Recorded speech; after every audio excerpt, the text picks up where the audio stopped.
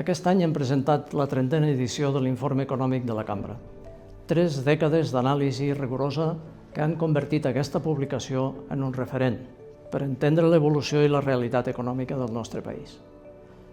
El 2024 va ser un bon any per l'economia andorrana, amb un creixement del PIB real del 3,4% per sobre de la zona euro, de França i d'Espanya. Els sectors que van impulsar el creixement econòmic van ser principalment la construcció i els serveis, amb un dinamisme destacat de les activitats financeres, professionals, immobiliàries i tècniques. El turisme també va tenir un impacte rellevant amb l'afluència de més de 9,6 milions de visitants.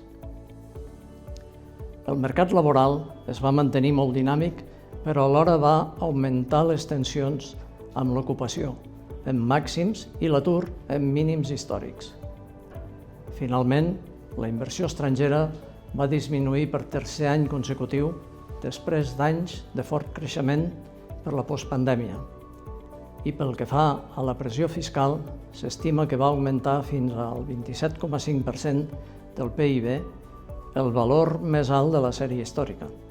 Les perspectives per al 2025 indiquen que l'economia andorrana continuarà creixent, però a una velocitat més moderada, en un context molt condicionat per la inestabilitat geopolítica global i en l'àmbit intern pel tensionament dels recursos del país com la disponibilitat de mà d'obra i la manca d'habitatge assequible.